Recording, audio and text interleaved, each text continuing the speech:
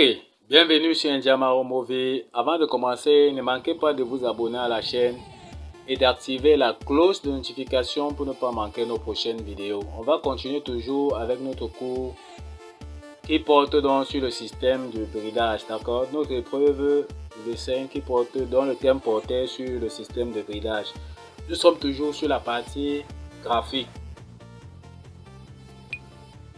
D'accord, on va montrer comment on peut donc faire pour représenter un dessin, une définition d'une pièce.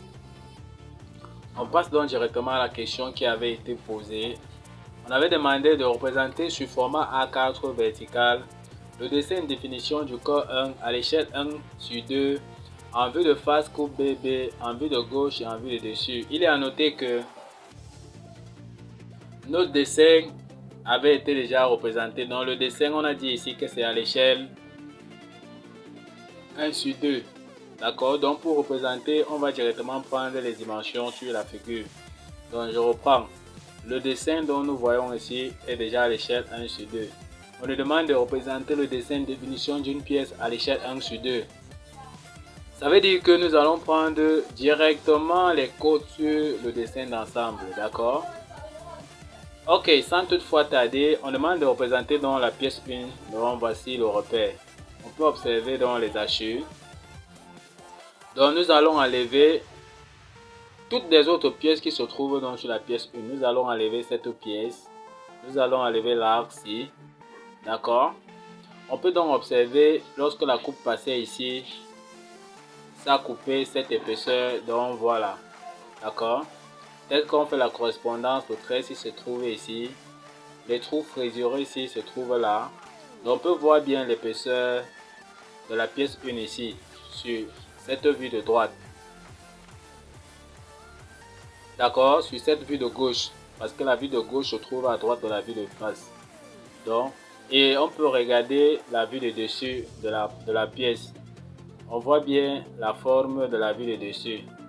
Donc par correspondance, on voit bien que le trait ici correspond à ce trait. Le trait ici correspond à ce trait. D'accord. La partie ici correspond là. On peut observer qu'il y a la fente, comme on était en train de dire, il y a une fente qui est ici, d'accord, qui permet donc de loger cette pièce, c'est-à-dire de loger la pièce 4, le levier 4, et envoyer cette goupille là, d'accord, pour que la pièce 4 puisse pivoter autour de la pièce 1. Donc la coupe passe, il y a un évidement ici, donc il y a une rainure ici, donc voici la largeur de la fente à ce niveau. Par correspondance, on voit déjà que voici les trous qui avaient été matérialisés ici, mais sauf que cette pièce est cachée, donc c'est pour ça que c'est représenté en interrompu sur la vue de dessus. Donc tout ce qu'on va faire, on va mesurer, donc prendre les dimensions sur la vue de face, d'accord, qu'on va venir reporter sur notre format. Allons-y, on va donc représenter toutes les dimensions qui se trouvent donc ici sur le dessin d'ensemble. On va reporter sur le format. Ok, on mesure alors.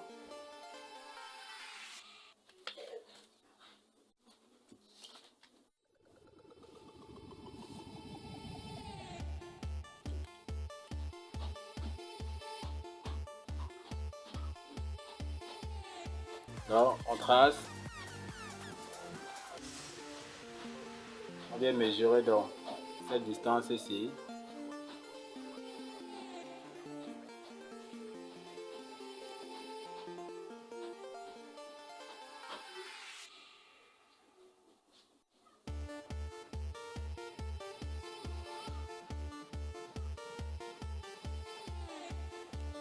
D'accord. Donc, on va faire la même opération.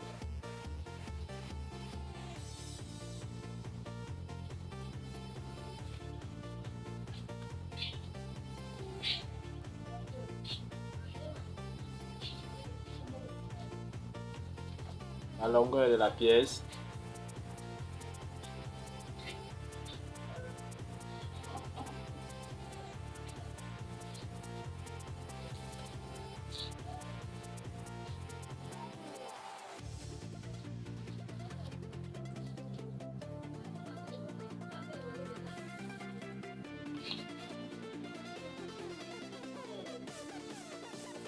On mesure cette partie.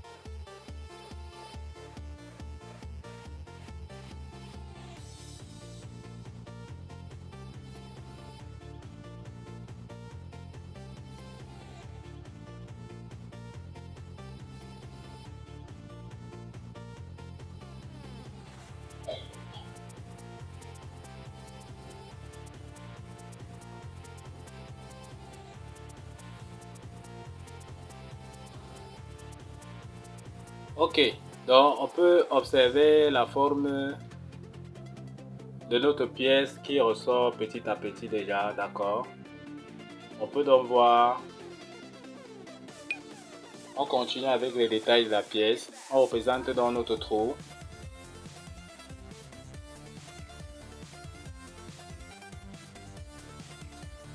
D'accord.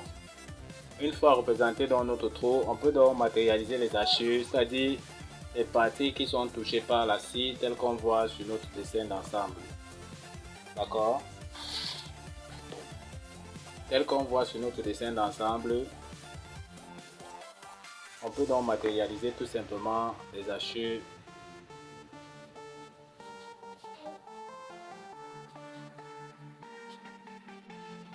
Donc voilà les hachures qu'on représente tout simplement en très fin.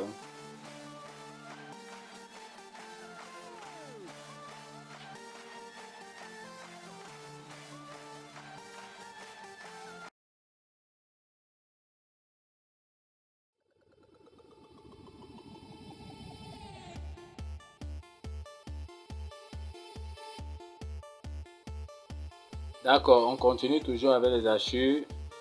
D'accord. On comprend qu'ici il y a un trou taraudé.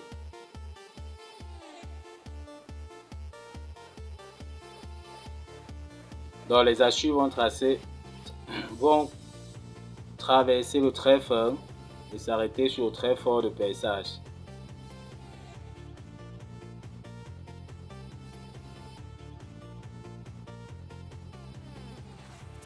Ok, une fois donc la vue de face terminée, donc on a bien vue de face en coupe bébé.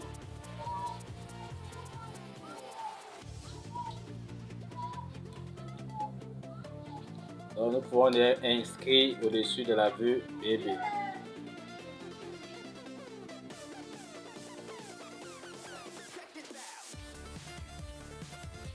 Ok, on va donc commencer à représenter la vue de dessus de la pièce. Lorsque on est là, tout simplement, comme on a dit, par correspondance verticale, on aura donc l'épaisseur de la pièce qui étant d'ici à là qu'on va mesurer. Et on va représenter donc la fente qui se trouve donc sur la vue de dessus à ce niveau-ci. D'accord? On va représenter déjà la fente qui se trouve donc sur la vue de dessus. Sans toutefois tarder, passons donc sur le format.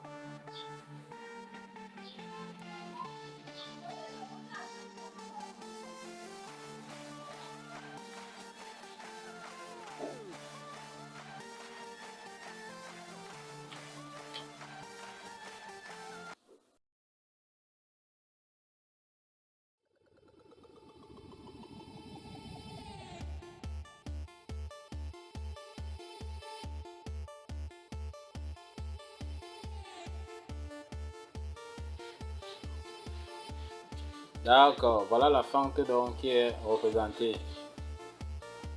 Ensuite, on doit représenter le trou, d'accord, par correspondance verticale.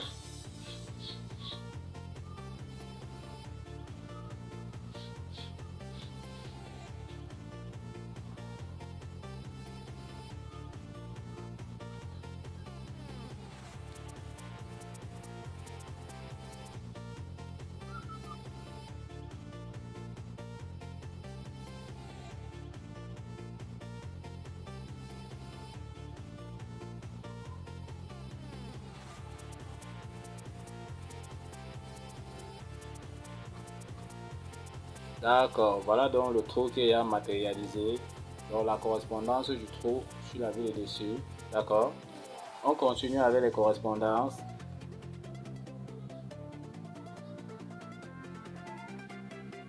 Donc ce détail-ci sera donc matérialisé en très fort sur la vue de dessus.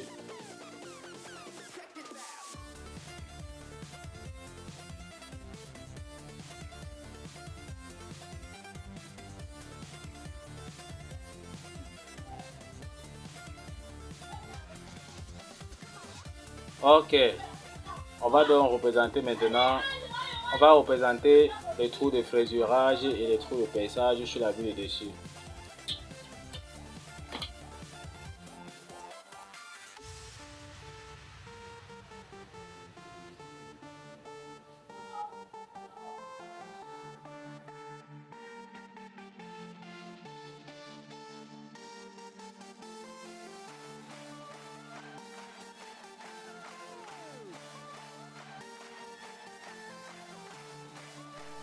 Ok, donc on continue avec les représentations des formes de la vue de dessus, d'accord? Donc on a donc fait la projection du trou taraudé ici, d'accord? Un quart de cercle là, et voici le trou de perçage. Donc voilà les correspondances et les trous que nous avons donc tracés, d'accord? Correspondance verticale de chaque détail. Donc voici le dessus, la vue de dessus de la pièce. On va donc retrouver la vue de gauche de la pièce. On va donc tracer notre trait de projection à 45 degrés. Donc l'angle ici vaut donc 45 degrés. D'accord? On projette donc ce flanc-ci qu'on projette là et on rabat ici. Ça nous donne la largeur de la vue de gauche. Même chose ici, on rabat là. Ça nous donne donc la largeur de la vue de gauche. D'accord? On continue avec les détails. On va donc faire la projection horizontale ici jusqu'au trait de projection. Ok, on va rabattre ça verticalement pour trouver la position de la rainure sur la vue de gauche.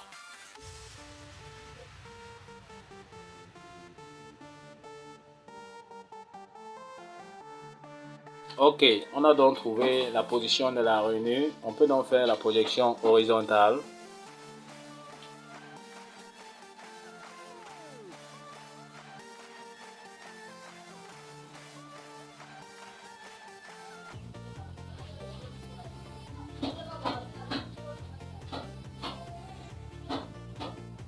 Ok, très interrompu parce qu'on ne voit pas ce détail.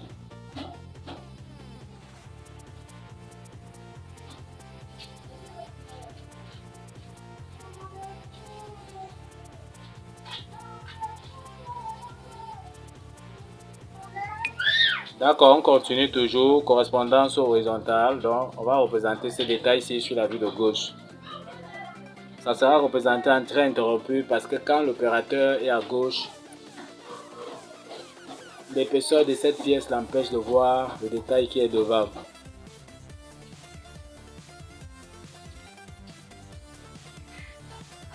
Même chose ici en bas, en interrompu, correspondance horizontale. Donc, lorsque l'opérateur est à ce niveau, d'accord, et à gauche de la pièce, la matière l'empêche de voir ces détails-ci. Donc, tous ces détails-ci seront représentés en interrompu.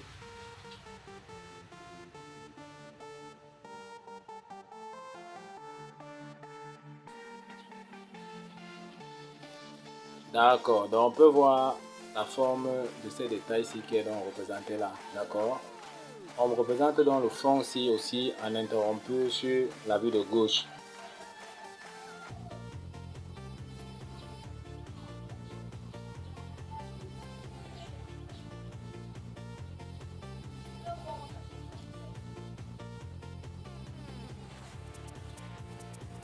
D'accord, il nous reste représenter maintenant là le trou de perçage, d'accord, et le trou de taraudage sur la vue de gauche. Ça sera également matérialisé en trait interrompu.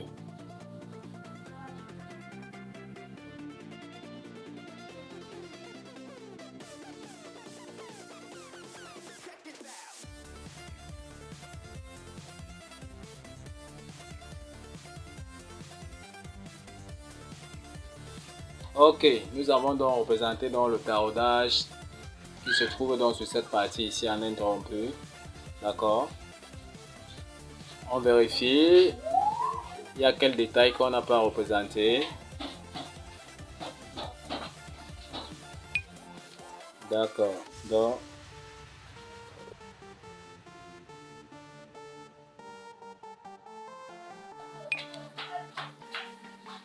on peut donc représenter le plan de coupe sur la vue de dessus.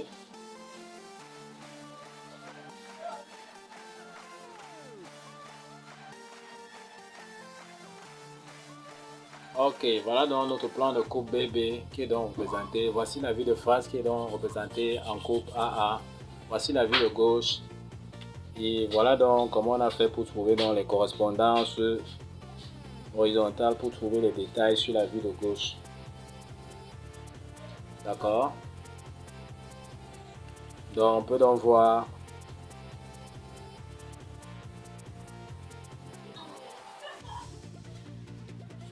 donc voilà les projections que nous avons donc utilisées pour pouvoir retrouver dans cette vue. On peut donc voir la rainure, comme on était en train de dire, la fente aussi. D'accord. Donc voilà la vue de gauche de la pièce. Ce détail ici en interrompu, ici en interrompu, tout ceci là en interrompu. Le trou taraudé en interrompu, la correspondante ici en interrompu. Là, d'accord. Lorsqu'on est ici, on ne voit pas le trou donc en interrompu. Ok. Donc voilà la partie graphique qui concernait donc la réalisation d'un dessin de finition.